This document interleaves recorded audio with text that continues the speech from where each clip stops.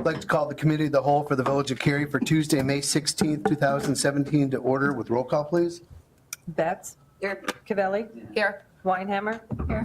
Kraus. Here. Cosler. Here. McAlpine. Here. Thank you. Join me in the Pledge of Allegiance. I pledge allegiance to the flag of the United States of America and to the republic for which it stands, one nation, under God, indivisible, with liberty and justice for all.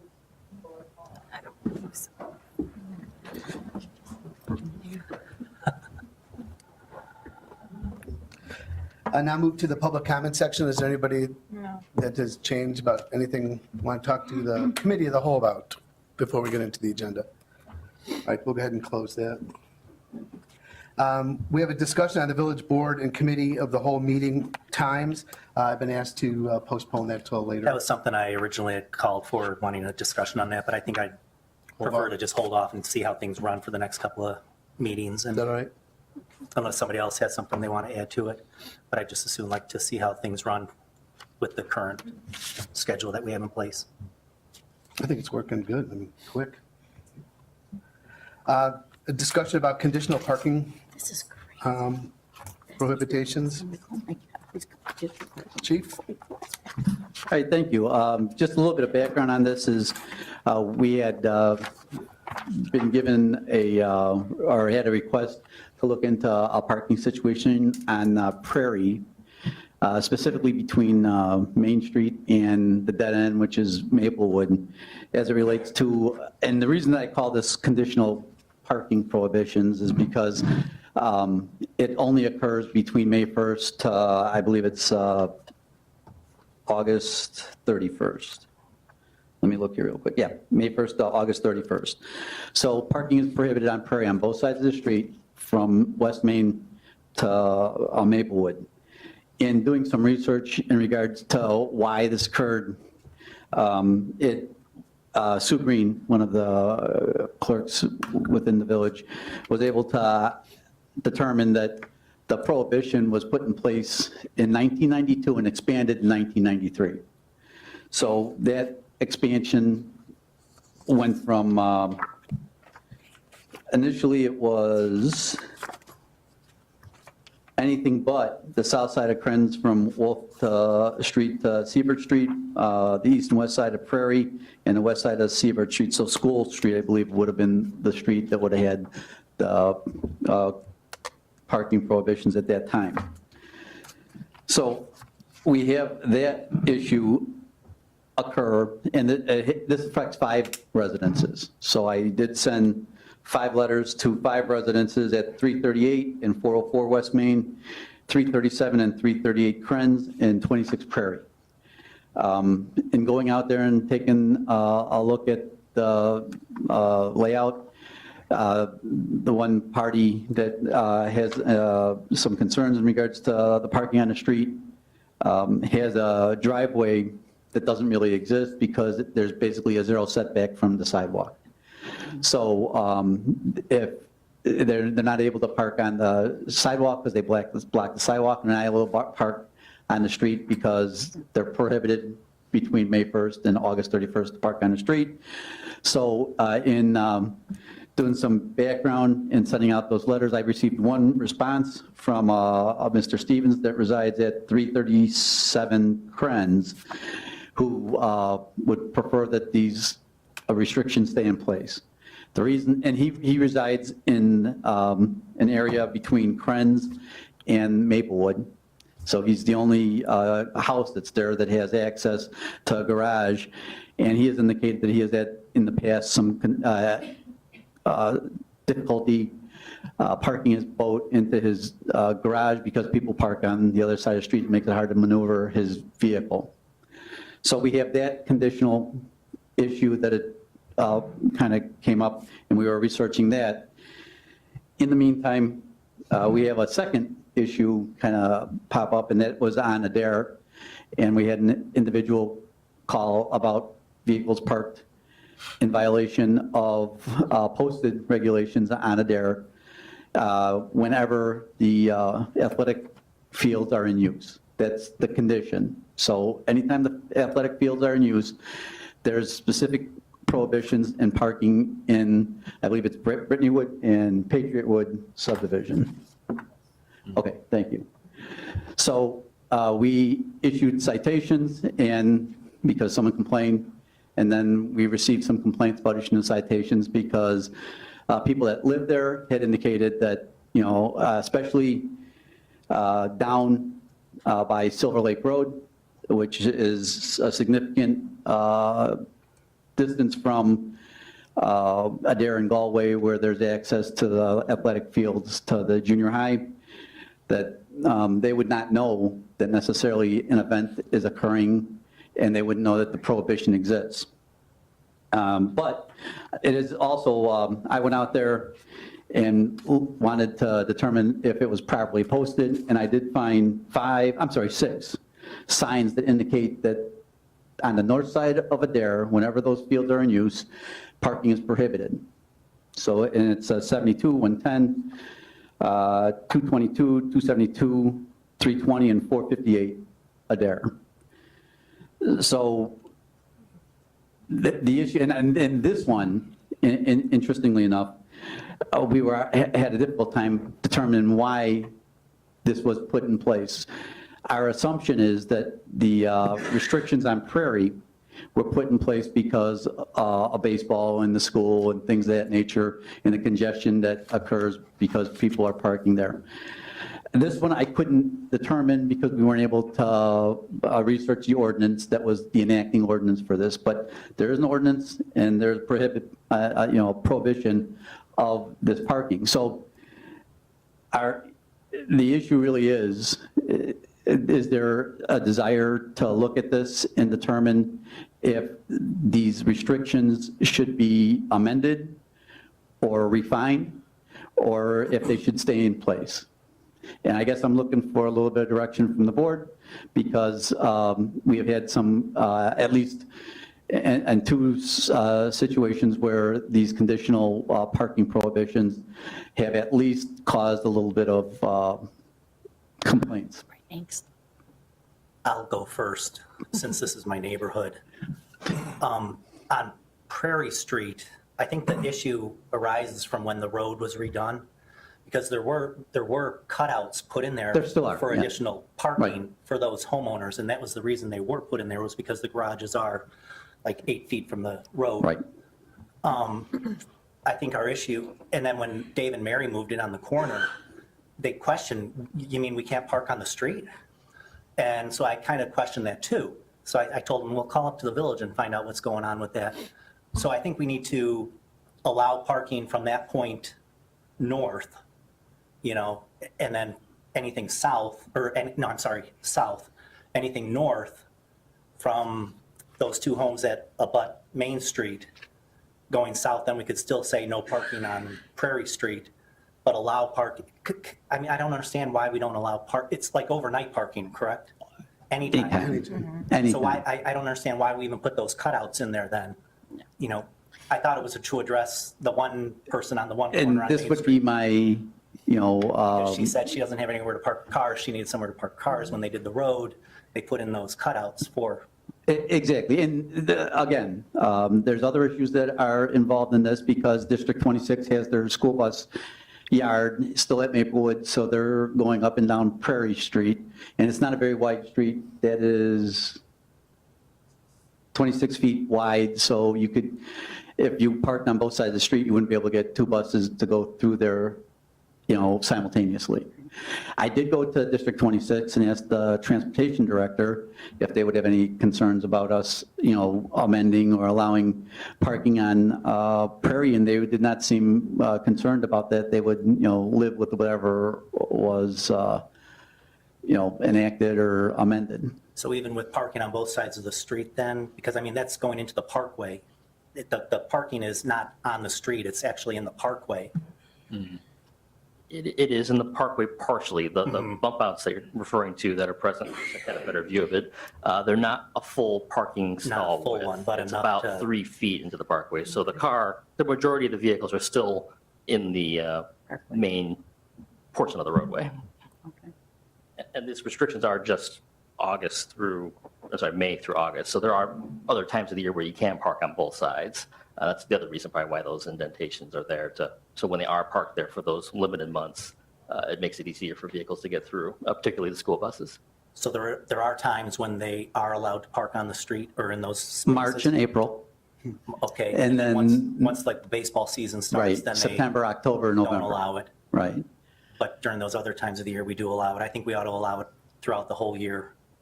I mean, if there's not a problem in March and April, and there won't be any parking farther up north on Prairie Street, then I think we ought to allow those two residents to park there, or if somebody else gets there first, then they get there first. Well, and that's the issue too, is, especially when it comes to the discussion that we might have in regards to Adair, people that are coming there, there was argument made that the residents should have first, ability to park in front of their residence, but the people that are coming to these events are also residents. So, it's not like there's people coming from outside of the village of Cary. Those people are going to park up at the junior high because they don't have any idea that there's access to the back of the field. So you're really pitting resident against resident in that particular instance. In this instance, it was more related to, I believe, the congestion that developed as a result of the Cary Youth Baseball and Maplewood when it was still in service, and anything else. But I agree with you, if there's going to be some type of issue that whatever it is, that from a enforcement standpoint, there can't be an exemption for residents. It's kind of a first come, first serve issue as it relates to the availability of parking on the streets. It's difficult to try to determine, who a resident is, or if it's a leased car, and it's registered to a leasing company, and then you're trying to determine who it is, or if it's somebody visiting, and is that something that would be, a condition that would trigger an exemption? So those type of things I would be not in favor of, because it makes it difficult to enforce. And then, so Trustee Kraus, from the Prairie standpoint, are you just looking at Prairie, leaving the parking restrictions on Prairie, or? Well, midpoint Prairie. North Prairie would be allowed to park on the street because they have the cutouts. Other way, opposite. North Prairie, you could park on the street in those cutouts. South Prairie, which is heading towards North Prairie, which is heading towards Maplewood, There. would not be allowed to park, and then the continuation into the bus barn. I mean, we've had this discussion before about parking on the street, and people feel like, oh, well, I have to have parking in front of my house. When we talked about Cary Street downtown, and then the Krenz Avenue issue we had a few months ago. I live on Main Street. I can't park in front of my house. So, I mean, it's not a right that people in Cary have to have parking in front of your house. It's more of a, if you have it, it's a good thing, it's a privilege, but there's always that opportunity that it might not be there. Sure. So, And the other part of the equation is that the village evolved, as building standards evolved. There was a requirement for a certain amount of parking for, residences, and that probably applies more to the Adair Galway discussion than it does here, because, the one driveway is, if you park in what is considered their driveway, you're parking over a sidewalk, so you're de facto violating a statute or an ordinance because you're blocking the sidewalk. But in Mr. Stevens, who resides at 337 Krenz, would probably agree with you. He would prefer that the restrictions that are in place where he lives stay in place. And, there could be other ways that we can address this in terms of, I concern myself with line of sight issues. I know that Director Morimoto would do the same thing. So, we would want to address certain parking areas so that we're not blocking, the ability for a pedestrian or a vehicle to look down West Main when they're trying to emerge from that roadway. We could even look at just restricting one side of the roadway instead of allowing both. Just say on one side you restrict it, but you leave the other side open for parking. There's a number of different ways we can go, but, it was more of a discussion in regards to, you know, I'm an original constructionist, or, you know, if we put this in place, I wasn't here when they were put in place, they were put in place for a reason. So we shouldn't take them out or remove these restrictions unless we have a good reason to remove these restrictions, in my opinion. So I'm good with looking at amending them as well. I think over 20 years ago, I'm sure the town has changed. The other issue with the Adair thing, I mean, how do you determine who parked there before the game even started? And I see that as a real predicament that the officers are put in as far as that goes. So I definitely would look at amending some of these. And I will tell you that in the Sterling Ridge, Brittany Woods, Patriot Woods area, during the 4th of July, we parked temporary no parking on one side of the road anyways, because people park there. So, you know, I kind of like all or nothing propositions because that's just the way I'm wired. So if we were to say one side of the road, you don't park there anytime. It would help us both in those special events, number one, but number two, then it makes it clearer on, you know, where you can park and where you can't park and when. Yeah, I found this very cumbersome to read Thank you. 6 a.m. to 9 a.m. on Spring Street, and then there's Monday through Friday, and then there's 2 a.m. to 4:30 a.m. November through March. I mean, I don't know how you would manage all that. And I'm just reading 3 sentences of pages here. Yeah, Right. I agree wholeheartedly. I mean, to me, it's a safety issue. If everything is safety and you look at it, I think it needs to be reviewed because this is a long read. This is not an easy read to see all these restrictions all over the place. And you monitoring it has just got to be, like Kim said, it's just got to be crazy. And, you know, from the resident standpoint, it's difficult to understand as well. So, Well, and it's you know, frustrating because there's times that they might say, hey, I'm planning a kid's birthday party. Oh, gosh, I didn't check to see if there was an event going on. So sorry, not sure you people are going to park. You know, I think there's got to be a more manageable way to revisit this and based upon your expertise, kind of seeing what's the best way to do that. But to me, the streamlining and make it easy so that someone can manage that, both residents and anyone looking to enforce it. What are your recommendations, Chief? well, I think, and I haven't talked very much about this with Director Morimoto, but I think we would take a look at it and look at the widths of the roadways. And, you know, for the Brittany Woods area, I think I'd be more inclined to prohibit parking at all times, if that's what we're concerned about, and not make it conditional. On Prairie Street, I think we can make it one side, you know, between Krenz and West Main. We can accommodate the resident that does have a limited parking area, and we can make sure that there is a line of sight issue as it relates to pedestrians and vehicles that would be emerging from Prairie Street. And again, I would rely on Director Morimoto and his expertise as it relates to, you know, what side to restrict the parking on. Where you go? Chief, I'm just wondering something, like, because of the athletic field sort of stipulation and use, if we prohibit parking all the time, then does that just shift the parking down the road to the neighbors where there are no parking signs? Well, number one, that's, I think, what happens anyways, because the restriction is in there, in that place, in place anyways.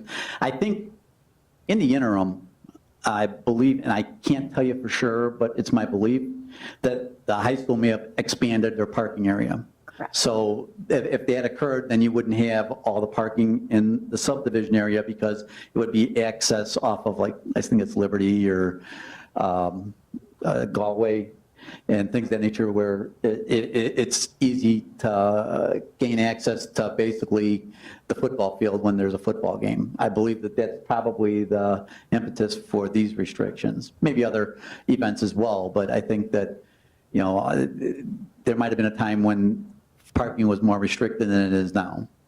Plus, I know that having direct experience with this, that there's additional parking by the Cary Park District as well. Right. So they've expanded that as well.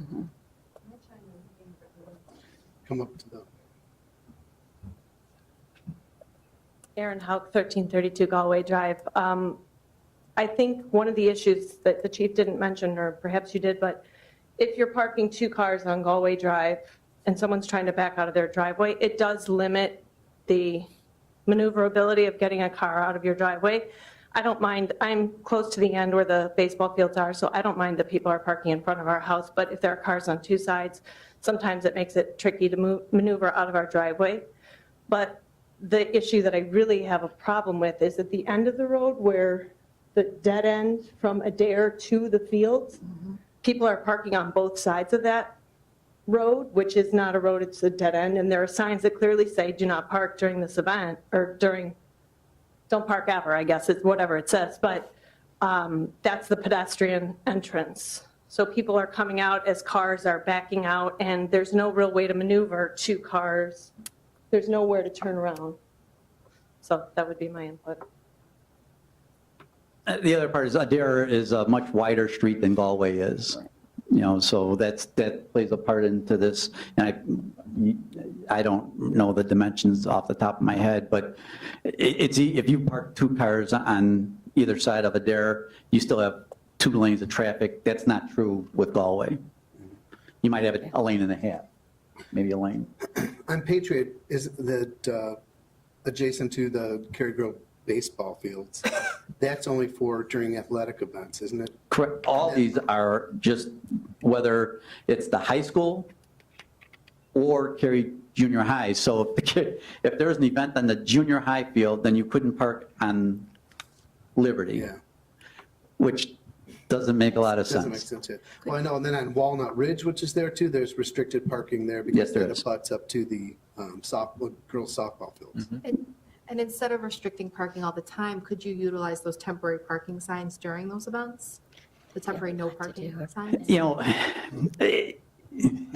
Working with school officials, maybe they can assist with the placement of them?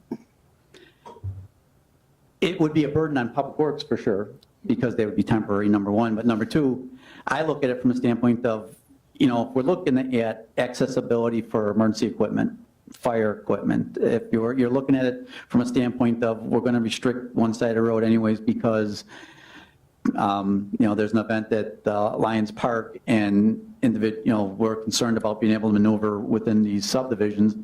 I don't know that temporary signs do it. Now, there might be a time period where you just say, between these months, no parking anytime, and I could live with that, and I would extend it, you know, during a period of time when those fields are likely to be used. And when is that? What are those months generally, do you know? It would be about May 1 to August 31st, or, you know, that would not be such a bad thing on the Adair Galway issue. Although, you know, I don't know how, you know, once you open it up, you know, traffic is like electricity and water. It'll take the path of least resistance. So once you open it up, you'll see where your problems will occur once, you know, those parking areas are available. I would recommend more on a permanent basis here, not a temporary sign option, just from the concerns of, you know, staff having to go out and set it up and knowing when the events are going to be. I just see that being a challenge and there being some more overtime associated with it and just, you know, the logistics of managing that. And the responsibility and for the accuracy of the sign placement, we really should only have traffic control signs placed by, I think, the agencies and entities that are, I think, responsible for it would be police or public works. Well, you guys did a great job with Krenz and Carroll Algonquin Road. I think that maybe turning it over to you guys again and coming up with a couple options for us to consider might be the best way to handle this. We would be amenable to restricting, opening up some, but allowing us to restrict certain areas so that we can ensure that emergency equipment can get in there. And we'll also consult the residents in the area, as we did on Prairie, to get their input as well. We also, a while back, we looked at Sunset, Bell, Sherwood, and Pearl, limiting parking on one side of the street. And then one of the fears that was brought up was the creep. Has there been any kind of increase in complaints or from people farther down the line? I have not heard of anything, in fact, because of the Garden Place apartments. No, I've not heard Well, of. no, this was more for the old, the old apartments that were there. Oh, okay. We limited parking there. So, yeah, address no, those that issues that on has been Sunset. resolved. It's, I'm sorry, Sunset Bell, Second Street, yeah. Yeah, when we, Second Street, yeah, I'm sorry, Second Street, yeah. yeah, you confused me there. But, yeah, when we restricted parking on one side, and we did it on the fire hydrant side, so that there would be Right. access to the fire hydrants, I haven't heard any concerns about that ever since, and I think it was more the school bus drivers that had concerns as anyone when they were driving through those areas. So I believe that the fire hydrants are on the north side of Adair as well. So it does make sense to restrict parking on the fire hydrant side of the street. I'm open to suggestions, but can we separate the two? It's two separate issues here. You know, I defer to Trustee Kraus on his area, but when it comes back to the board, can we separate them up so that we vote individually on? Areas. Prairie and then the over on Brick Woods. Absolutely. Yeah, sure. I think that's smart. Okay, Any other comments? okay, Thank you, guys. Stay up there. Let's talk about scavengers and scrap collectors. okay, so we had our spring cleanup this year, and as always, what occurs is that we have people that know that we're going to have our spring cleanup, and we have a number of people driving through the neighborhoods and looking at various treasures, because it's in the eye of the beholder, correct? And one of the issues was that there are collectors of the metal recycling that would use a second division vehicle, I'll call it a pickup truck, but they would pile these metal objects into the pickup truck and then drive away with them to, no doubt, although I can't tell you with any degree of certainty, but taking it to some type of recycling place and getting money for the metal. So the concern was safety, number one. And the issue is, as it relates to the safety, if there was a safety issue where we lost the load, we would take enforcement action in regards to failing to secure that load. I don't know of any issues that occurred as a result of these individuals collecting metal for the recycling part of these things. So that isn't, that could be an issue, but there are IDC issues as it relates to how tall, how much, how high you can pile the stuff. Basically, it's 13.6, I believe, and then over the fenders, I think it's 6 inches beyond the fender line. So those issues we can address from Illinois Vehicle Code. My concern was that when this was brought to me, I looked at it from a different perspective as well, and that is I didn't know if and stay with me here because it gets kind of interesting, but scavenger, that being advanced, because there's only one scavenger that we issue a contract with to collect refuse from the village. So I didn't know if they used that metal to offset some of their costs. So I contacted one of their contacts who, interestingly enough, is a reserve police officer in a suburb that's close to the city that has alleys. And he indicated that in his particular community, number one, that they would issue permits for those type of people because they do that all the time, going up and down the alleys to collect these recyclables, number one. But number two, he indicated that Advance does not look at that from a standpoint of offsetting any costs as it relates to collection of refuse. We do have an ordinance in place that addresses the theft of recyclables, but that doesn't occur, that doesn't apply because it's not a recyclable, because they said they're not using it that way. So the issue really becomes this, is we only have one scavenger, right? Because that's what our statute says. But did you wish to perhaps issue a second class of scavenger that exempts people that are just doing it at 1 and 2 at a time?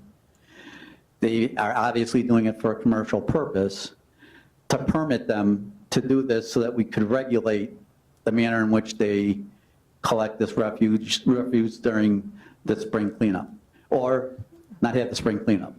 So, but that would be, the other issue. But that would be we permit ice cream trucks. We do inspections on the ice cream trucks, and then we issue permits for them for that season. And, we could even do that for, we would call them a second type of scrapper or, a scavenger or a scrapper or something like that, where they would have to get a permit, and then they would have to undergo some type of inspection of their vehicle, and they would be given whatever restrictions we would put on them as it relates to when they could collect it, hours of operation, manner in which they collected, things of that nature, or we do nothing and just let it, occur as it does now and has for the last, 5-10 years. So I look at you for some direction as it relates to this issue as well. Have you, I'll go. have you received, Go sorry, ahead. have you received any complaints at all? Like phone calls? In regards to, Scavengers? Right, and yes, I mean, we during that time period, I would defer to Eric more. I think rather than the recycle, the people that are collecting this metal, it's the manner in which they look for it that is more the issue than the actual collection itself. Yeah, particularly during spring cleanup weeks, although this last year probably wasn't nearly the volume we had on this particular issue, but the calls we receive are the residents that complain that they followed the rules for the program. They took all the small items and put them in containers and boxes or garbage cans. And then the people that are searching for the metal would weed through it and dump it out in the parkway and then move on to the next driveway. So the complaint came twofold: one from the resident who now has a messy parkway, and then two, Advanced Disposal, our contractor, is slowed down considerably when the driver has to pick up all the little pieces, especially when it's not the resident's fault. And that's part of the reason why typically every year it's a 4-day program, but we always run into the 5th day of catch-up, mainly because of volume and things like that. During the regular year, I don't receive very many, if any, calls on the issue. So it's just during the spring cleanup season. And so right now, let's say, you get that phone call, and I'm assuming the police officer is going to respond. What do they, there's nothing in place for them to do anything about it. Exactly, and there's a degree of frustration for the resident Right. because, there's really nothing we can do. And now they have, there was issues related to, dumping out, certain containers to see if there was collectible metal. But I think that there was a little bit of fly dumping doing too, where someone would take something from one residence and put it over on somebody else's. We had that. Okay, We had new garbage. so I think I laid it out in terms of, the issues that we've encountered. So we can, do an ordinance if you'd like us to draft an ordinance, or we can maintain status quo here of what we have currently. I'm glad Trustee Weinhammer brought this up at the last meeting, because I had some thoughts running through my head when I sat there and witnessed what was going on the streets and that. This is a question for Eric. So how has the volume of refuse that's been put out on the curb, it's decreased over the years? No, it's gone up and down. I think you might recall in one of the staff or weekly reports we provided, there was a table and a bar chart. This year was higher than last year and the Okay. prior years. Although I think the year before I arrived, it was higher even than what it was this year. So it's been really high. It's gone down a little bit, and now it's coming back up. And that's the report that we're getting from our refuse company? Yep, at the conclusion of each spring cleanup program, Okay. they give me a tonnage number. Because we actually we pay money to have this yearly cleanup in addition to, it's an extra It's free. fee It's that we factored pay. into our- Baked into the contract. Packaged in there. We don't pay. So our extra. monthly bill includes this service? Okay, Yeah. because I was going to say it might be one thing to think about maybe not having it every year, but those off years, just allow people to put metal out, that scrappable metal, have these people come along and do us a favor and clean up that stuff and take it away. And then the next year would be the garbage year for the mattresses and that, and make sure everything is done the correct way and that. But I really don't have any issues with the way it's currently being done. I think I don't see a need for an ordinance at this point. those people that have things, what did you call it, fly dumping? They go through and look, okay. No, fly dumping is you dump it someplace that it doesn't Oh, belong. okay, but somebody that comes along and then dumps it out on the parkway, That's they different. still came and cleaned it up and took it away. The homeowner wasn't penalized for that, were they? Right, the contractor would then, But it just the driver slowed would do down the a best little bit, he or so- she could, yes. Okay. It sounds to me like the only time it's a problem is when they're digging through the organized scrap during the week of spring cleanup. You could just ban that for 1 week. Because I think the residents probably rely upon it at other times of the year. Well, true. The only thing I would say with that is that there is something to be said for the fact that if the service is bringing up is not recycling it and someone is taking recyclable material and recycling it, that's also a benefit too, rather than throwing it in the landfill. Well, I see So a it's an lot of, unintended consequence. Exactly. well, there's, as you drive through town, you see this is not always the big scrappers with the fencing on the side of their trucks and all this stuff piled up 10, 15. It's a lot of residents and cars and vans that are going through this stuff. Yeah, those people don't, I mean, I can't say for sure, but, I think we were more focusing on the people that are doing it for a commercial Commercial purpose purposes, yeah. than it was for somebody that was doing it, and I'm going to say recreationally, but I don't know if it is I or think it's not. recreational, I'm guessing. Well, there's a lot of good things out there that people put out, right? Are there any towns currently that have this permitting in place? Yeah, Elmwood Park would be one of them, but they're closer to the city of Chicago. They have alleys, and these people that are scavengers or collectors of metal go up and down those alleys, so that's how they kind of control it. But that's closer to the city Sure. with, But no one alleys. around by us? I haven't seen anything to that degree in regards to permitting. When I looked at the scavenger ordinance and, we only allow one, so that was kind of scavengers are one thing, refuse collectors are another thing. So what do you guys want to do? Let it ride for a while? I'm fine with that. I'd say let it ride. I just think that if somebody has a complaint and there's a safety issue, then there's no way for you guys to enforce anything. So if they're going, I'm sorry, go ahead. I'm so sorry. if they're like tearing up the garbage and leaving it all over, are you guys able to ticket them for that? If they're, piled too high, I know you said that it had to be like something off the rim. 13.6. Say that again? Yeah, 13 feet 6 inches, I believe, is what the Illinois Vehicle Code allows. And if there was a safety issue, we can address that. That's Okay. not a difficult thing. The more difficult thing would be, if the refuse is at the curb and they go through the refuse, at what point is it no longer, placed out there in a, organized manner and it becomes litter versus, and I think that'd be very difficult.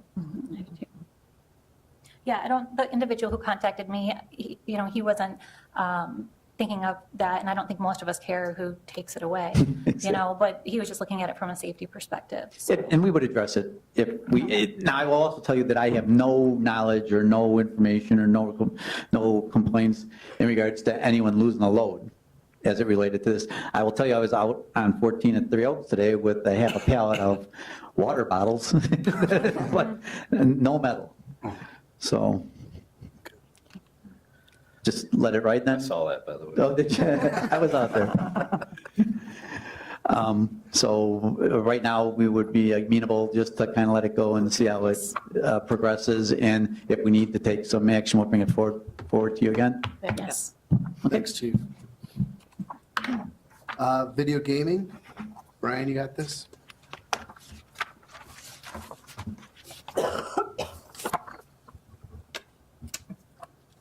So items back on the agenda for discussion tonight. I believe trustee Cavelli requested additional discussion regarding the video gaming policy for the village. Brief background for the board. In 2009, the state passed the Illinois Video Gaming Act, which allowed legalized video gaming within the state of Illinois. It did establish locations where video gambling could occur, specifically looks at liquor establishments, truck stops, fraternal veteran clubs throughout the state of Illinois. The regulation limits the amount of a fee that a non-home rule community such as Cary can levy per machine. So we're capped at $25 per year per that requirement. In 2013, the Cary Village Board reviewed, had a local restriction that we did not allow video gaming locally. And that in 2013 approved an ordinance that did allow it at certain locations or under certain requirements within the village.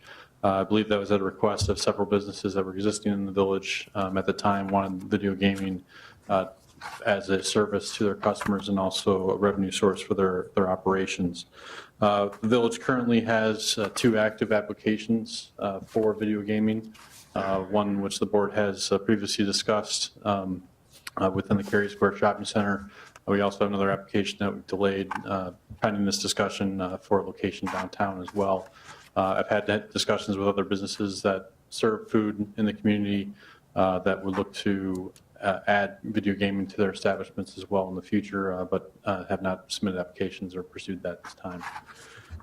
In the memo that you have, there's a brief analysis as far as surrounding communities that allow video gaming in addition to Cary, and then some basic information as far as the type of revenue that those produce on a per machine basis and how many machines those towns have. As mentioned, Cary, we're restricted as far as how much we can license or charge for a license. City of Crystal Lake recently approved for their allowing video gaming in their municipality that they have a higher fee that they charge per machine. They also have a restriction on the number of machines they can have, where the state would allow up to 5 machines. They restrict only to 3 per location. But you can see several communities around us offer video gaming. Crystal Lake was one of the last ones within McHenry County. The only one that does not allow it now is the village of Lakewood. But there's a large amount of revenue that does come in from per machine to the village and also the businesses as well. The item is presented here is more for discussion.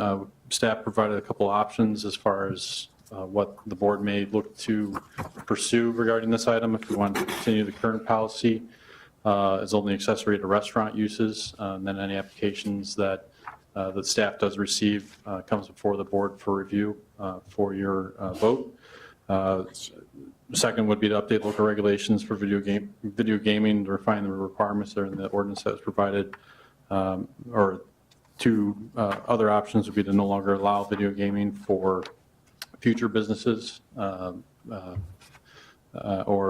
no longer allow video gaming in this village entirely from that standpoint. So happy to discuss it further, answer any questions you may have regarding the local regulations or the policy to date. So the reason why I wanted this brought up is it seems like lately new businesses have been approaching us, and this is something, it's a make or break deal coming to Cary. And then, I'll get feedback from the community, and their comments are a lot of times, when is enough with the gaming? Personally, gaming, it doesn't bother me. I mean, I don't even notice it half the time. But I thought it was worthy of a discussion to see what direction we're going to go into these next 2 years. I struggle with, I voted yes on video gaming, and if something comes up, I feel, I should vote yes again on it. And so I just, should we restrict it? I figured if we could have a good discussion as a board to see, is it worth just carrying on? I want to remain competitive with all these other towns around. And so if they're deciding between Cary and Crystal Lake and the video gaming is a deal breaker for them, I'd hate to lose a business. One business that I absolutely love, brand new, is 750 Kachina Rustica, one of my favorite places. And I would hate to think that we would have lost that business opportunity because of the video gaming. So that's what I struggle with, and that's why I wanted to bring it up to the board and see where you guys all sat with it. Comments? I think the current process that we have in place allows us that discretion, though, to grant a video gaming license to, for example, Cucina Rustica, and then look at another example of somebody coming before us and saying, we want to do this, but we look at, do they have a history? What kind of background do they bring to the table, this and that. And I think the current situation that we have allows us video gaming is allowed in the state of Illinois. I don't want to say, no, we're not going to allow it in Cary and lose out on that revenue and lose businesses. And that, so I think the current process that we have in place gives us that discretion to say yes or no. I like the idea of a majority of the income revenue coming from restaurant, food and beverage versus it being more of just a video cafe.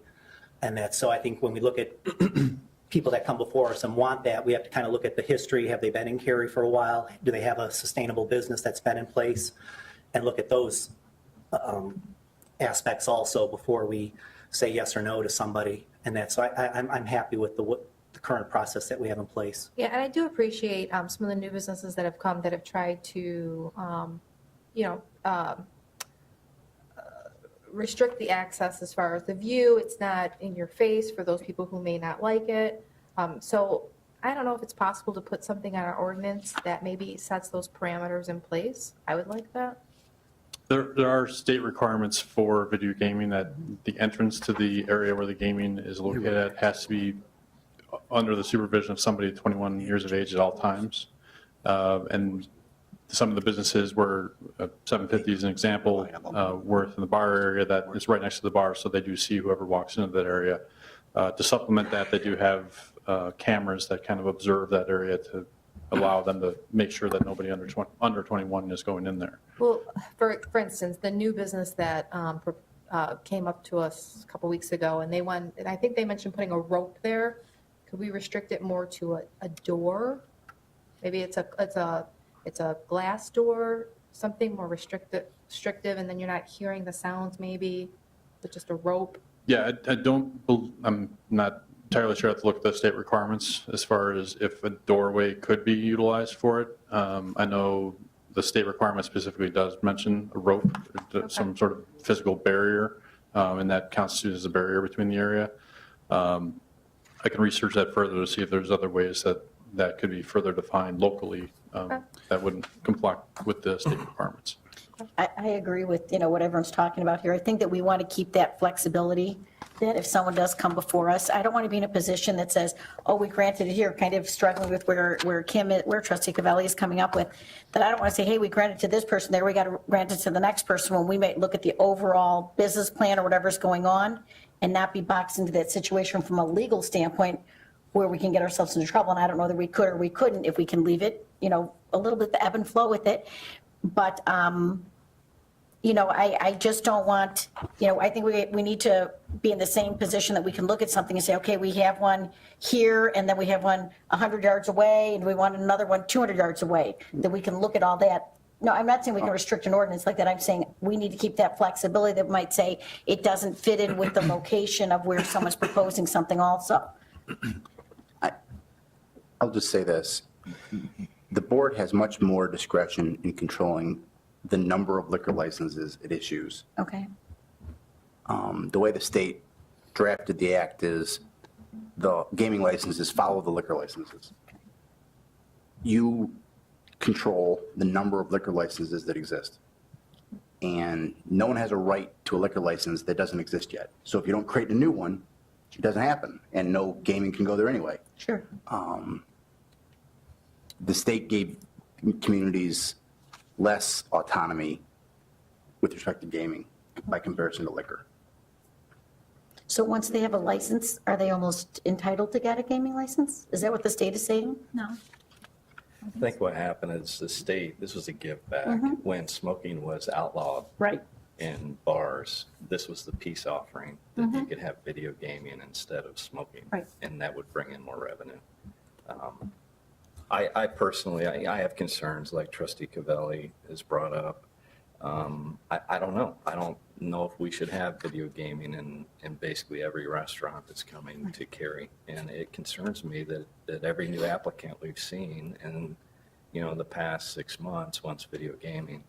And it also concerns me, I abstained from the vote at Kojak's, but that one was based on a business plan that it was half ice cream parlor.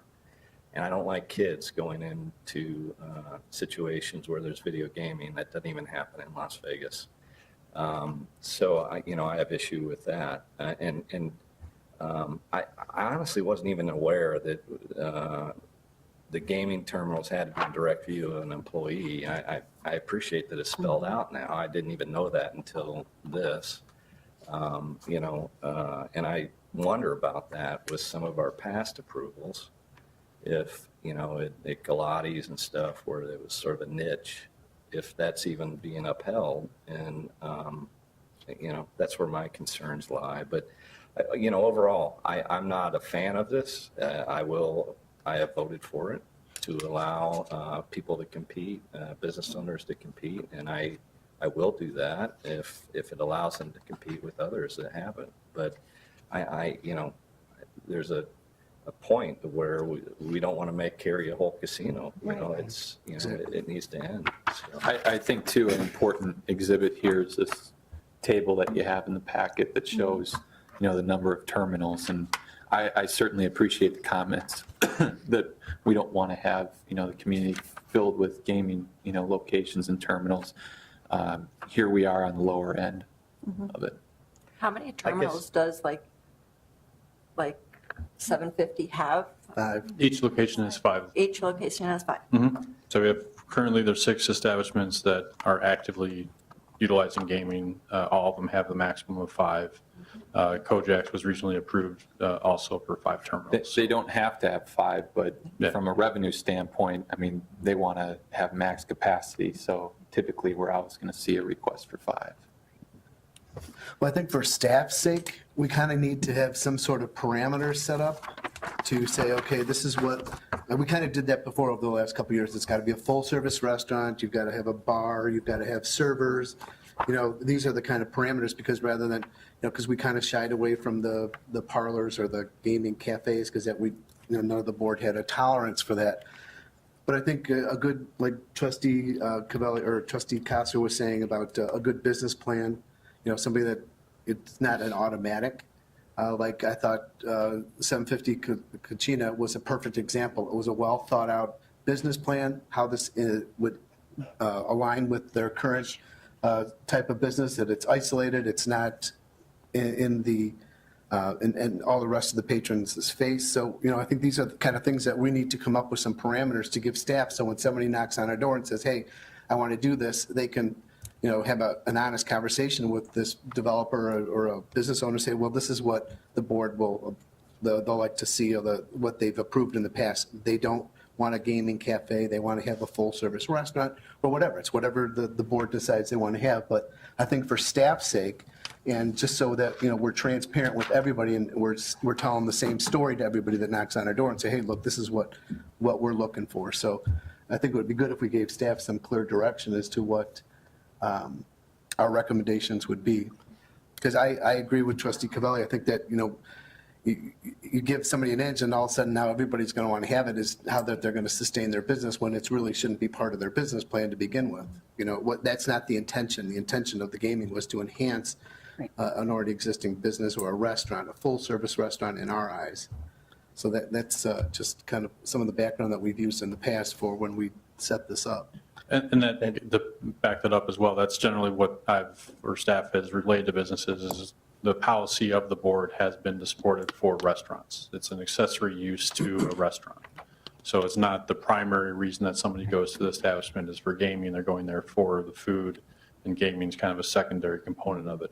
I guess just simply put to it, you just want us to continue to what we've been doing in the past. Well, I'd like to weigh in on that. Mr. Mayor, I respect what you're saying, and Brian too, is about, this being a restaurant, a full service restaurant to get a gaming license. But I think there needs to be consideration. We've had a past petitioner in the tobacco stop, which is a totally adult business, who's been denied video gaming. The only petitioner that was denied video gaming. And I would be in favor of some sort of exclusion for that type of adult business that isn't a restaurant location, because I really don't know what eating has to do with video gaming. But, that's a situation where nobody walks into that store that is under the age of 18, and they're the only ones that have been denied video gaming in the village. Good point. I would agree with you. Trustee Kozla? Yeah, I would support him as well, getting the video gaming. He's reached out to me again. I know he's still interested.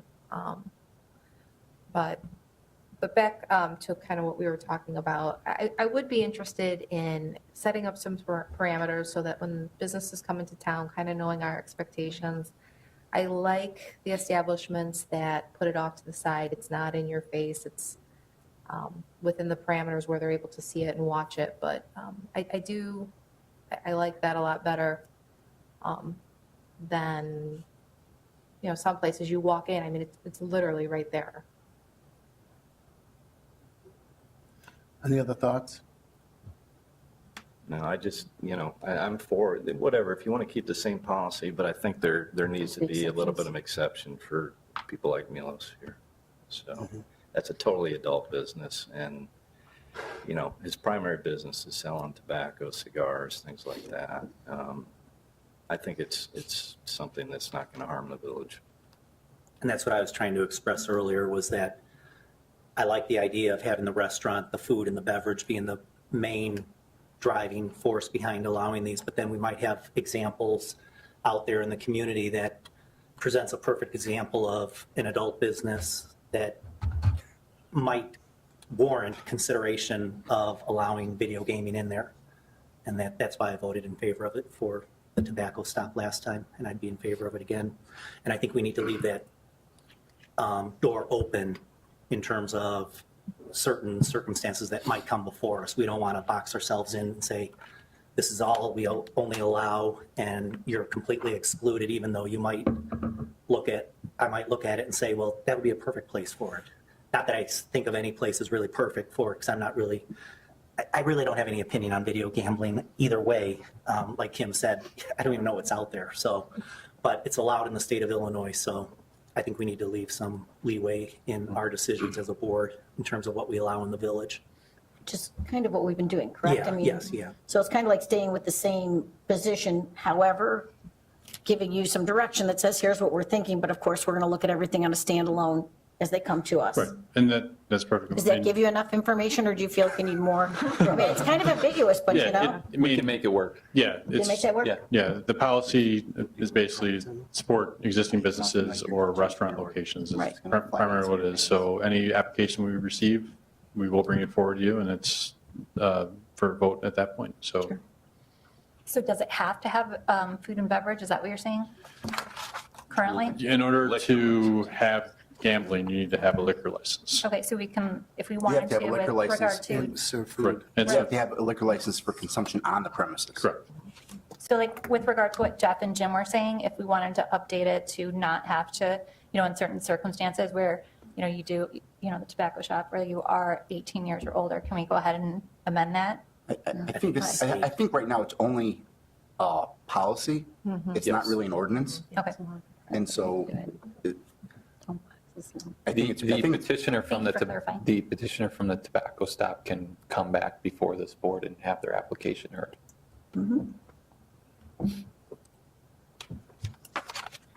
But isn't it a requirement by the state that you have to sell alcohol in order to have a license? as a condition of getting a gaming license, you have to have a liquor license for on-premises consumption.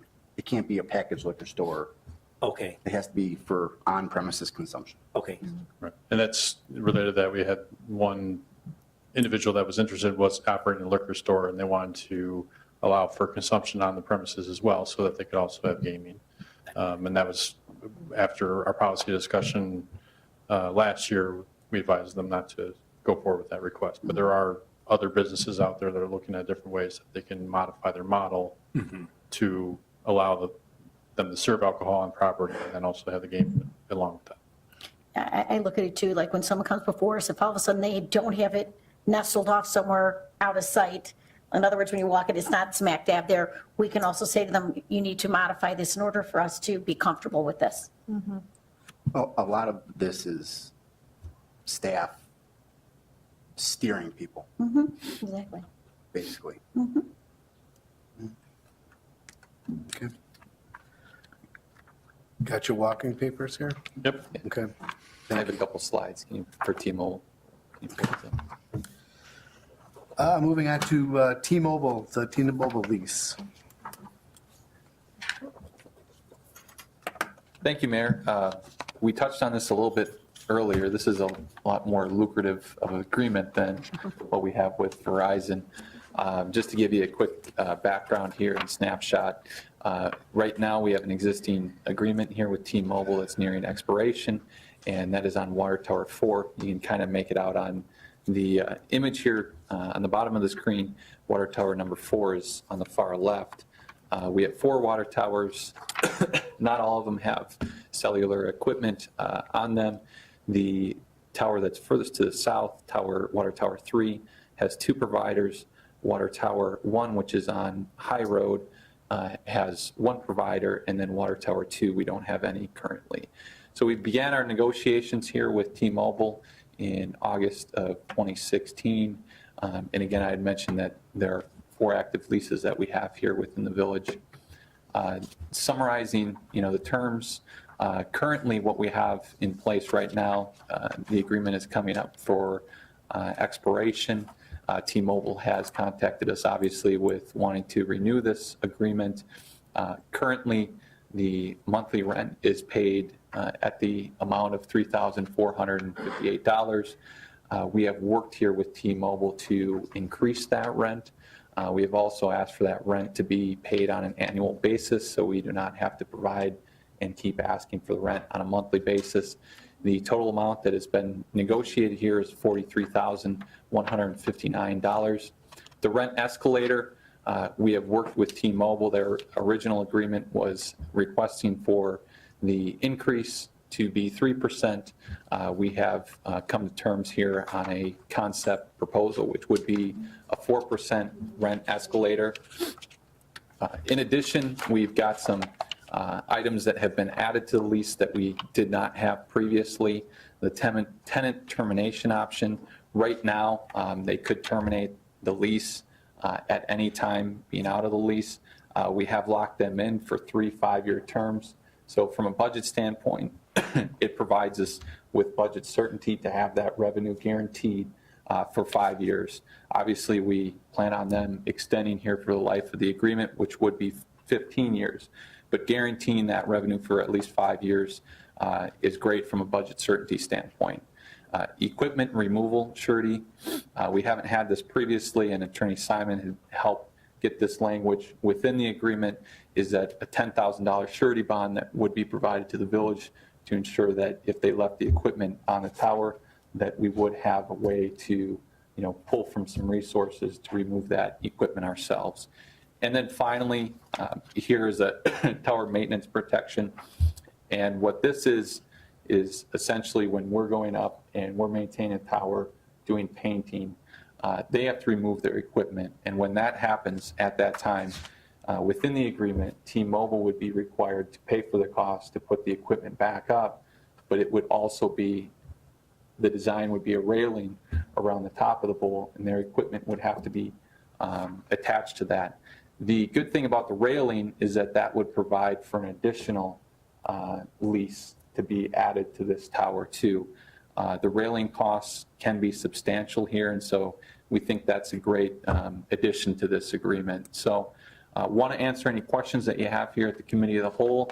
Would like to bring this back to the next village board meeting for your consideration. Any discussion? I like this deal better than the Verizon deal. Yeah, I wish they were all this big. A lot bigger, yeah. Well, not only that, just the terms are better. This goes to show you the value of the annual escalator, because this lease started at $1,580 a month. And obviously, it's a lot more now. It's over double that, so. Yeah, this is good work, Jake. Okay, got that, Jake? Yeah, thank you. Anything else changed from the board meeting, department heads? Yeah, Brian has one update.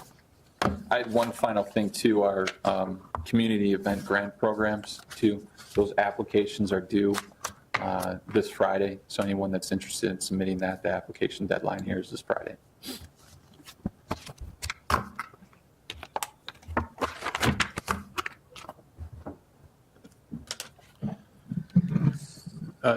Real briefly, we want to give the board one quick update, and then I'll go into the Westlake subdivision here. But regarding the Sage project, they are moving along construction.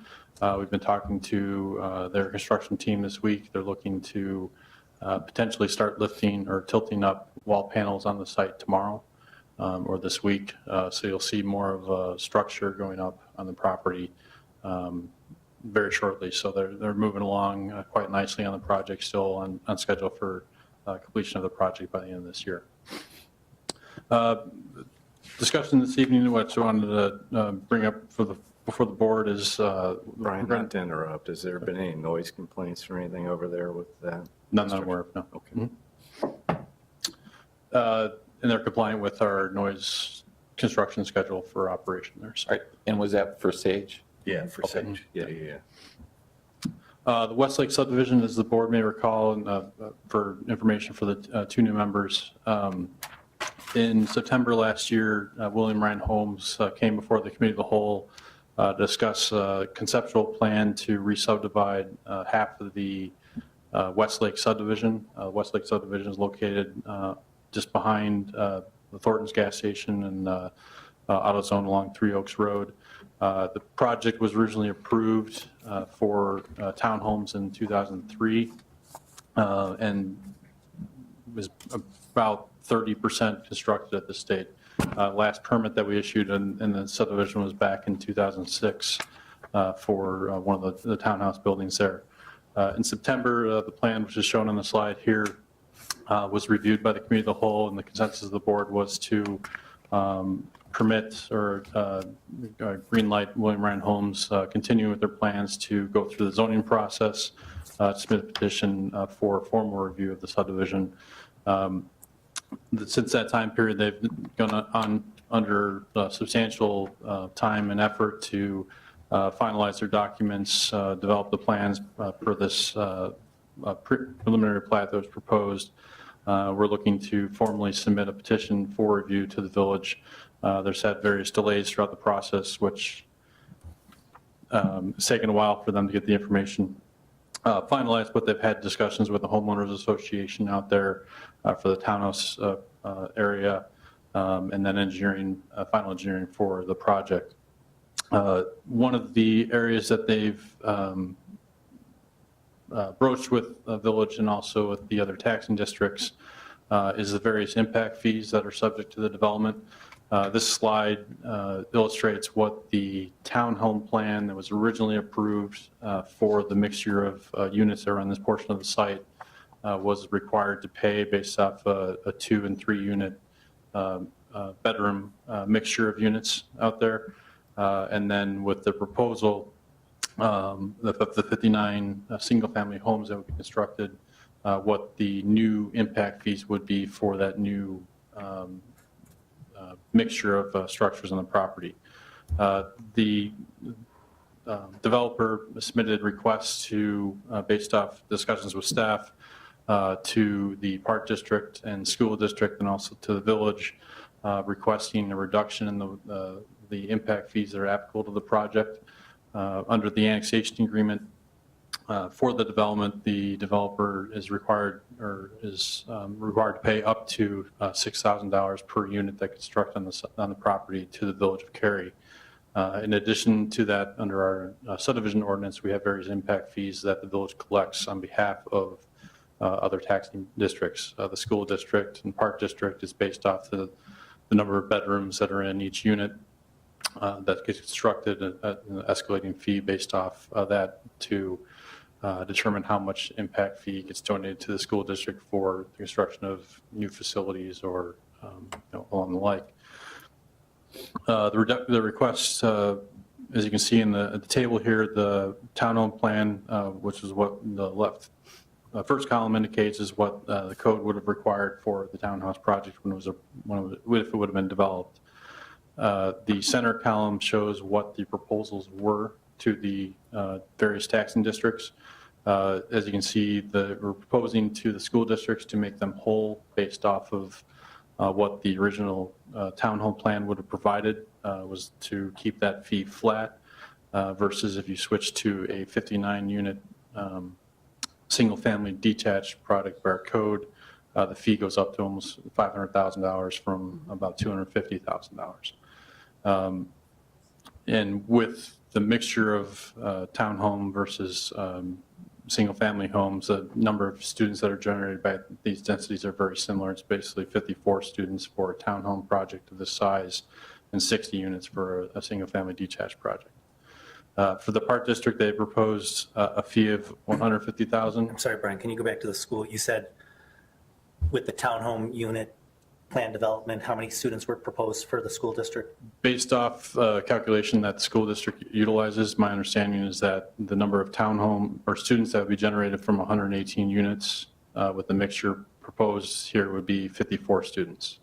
And with then- 59 single-family detached, it would be 60 students. So an increase of 6 students. With the Park District fee that was proposed, again, these fees are generally collected at the time of issuance of a building permit. So when a new home is constructed, that's when the fee is collected and then distributed to the local districts. For the Park District, they were proposing to reduce the fee, as you can see, about $60,000 from what the code would have allowed under the townhome plan, but they would pay that in 3 full installments. So the first installment would be upon approval of the project, and then completion of phase 1, and then the final payment would be at the completion of phase 2, I believe is what the proposals were. The reason why we're bringing this up for discussion this evening is the 2 districts have, the elementary school district and the Park District have responded back to the developer and gave not clear directions, lukewarm responses as far as the fees. They didn't give direction as far as the fees were too low or too high. They basically rejected the proposals, and we're bringing it here as we've had some discussions with the developer since the time period that they've received those responses.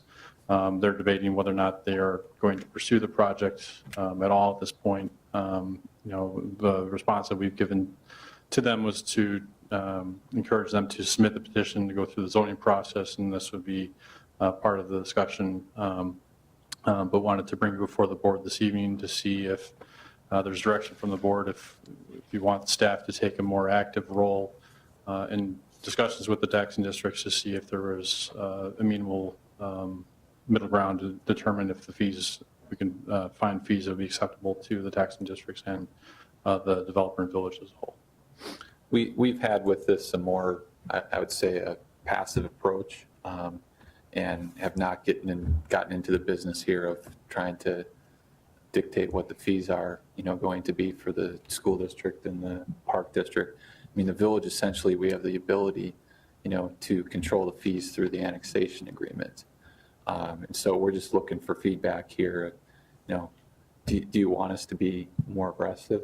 Do you want us to coordinate with the districts? I mean, you heard Brian, they're right now, not really interested in, giving as far as the fees that come to them. And so we just want to know from the board's perspective of, do you want staff to do something differently with this development?